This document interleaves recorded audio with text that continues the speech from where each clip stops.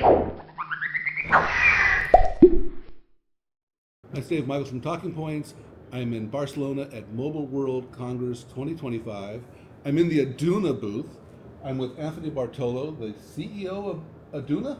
Yep, that's what they say. Now, Aduna didn't exist. I'm not even sure if it does exist yet, but it didn't exist a month ago, right? So first off, congratulations. Thank you.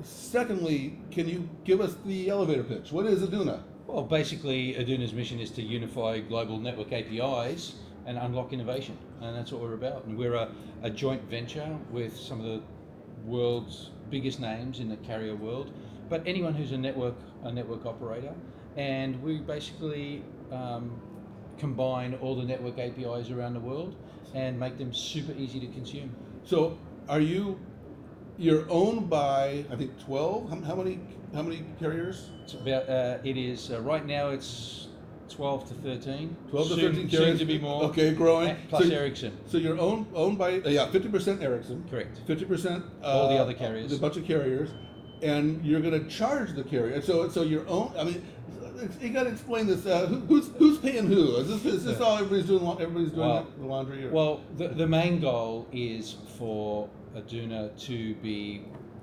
presenting back to the venture owners or anyone who operates in the network or network operating partners, provide about 90% of the value back to them.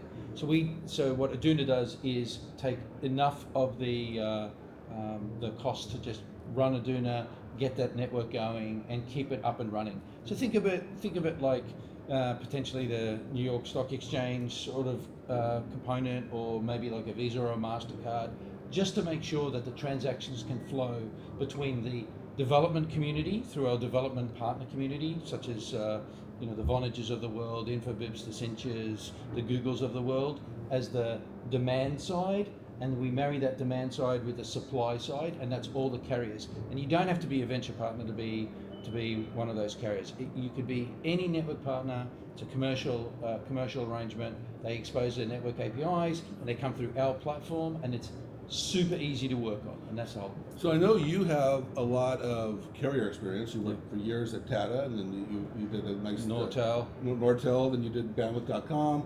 Yep. And I know you have some enterprise experience because you did Avaya twice. And so my question for you is, how does that enterprise experience fit into the Aduna story? Well, I mean, understanding the end game, the consumer, is super important. I mean, that's where the developer community lies, at the end of the day. They are... Are you saying developers lie? Is that what you said? No, that's where they lie. No, I can go in a lot of different directions there, and I'm not going to take that back. But that's where the developer community resides. I'll use that word. Yep. And they're doing it fundamentally because they've got applications that enterprises hopefully will consume. And so the APIs that you're enabling are really ultimately for enterprises. Absolutely, and those APIs, so network APIs are APIs that have been standardized through the Kamara platform, and they're exposing mobile network operator APIs. So there's data inside a base station that you could expose. You can find the location of a SIM. You can find out where SIMs may reside, or even just the aggregate number and where they are. So you can write applications to use that information. There are applications on obviously know your customer, applications on mobile number verification, but there are so many things that reside inside a mobile network. They spent trillions of dollars putting these mobile networks together, and they've exposed very little. They're willing to expose some of those things because there's going to be a tremendous amount of innovation that can be unlocked by exposing those and complementing the existing APIs that exist. And then just one last question, because Vonage was talking a lot about doing a very similar type of thing after it got acquired by Ericsson. But one thing I've been hearing very clearly from the Aduna story is you're going to be working with competitors of carriers. You're going to be working with competitors of Ericsson. You're going to be working with other CPaaS providers. And so, can you talk a little bit about you're owned by carriers, but you're willing to work with? Yeah, the ownership was a kickstart effort. Like, this is a genuine effort to bring the carrier community together. And Aduna actually is a Latin derivative of the word bringing together of different entities. and they really are following up on that. So what they're doing is they're willing to work together because they realize they're better together than apart. But it's really to kickstart it. There's no exclusivity. Anyone can come in come into the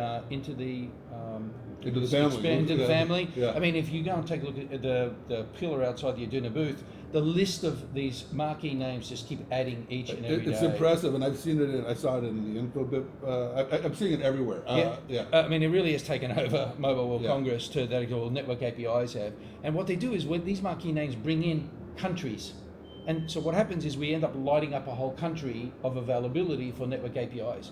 So if you're a developer, you can consume those network APIs through a Vonage or through an Infobip or through or Google and Cinch, because what's happening is you're just exposing new APIs that they would add to their complement of other APIs, so you can develop solutions with new capabilities that were once not available to you. All right. Well, you've got an exciting journey ahead of you, and I wish you the best of luck. It's going to be great to see what you're doing. Great. Thanks. Thank you.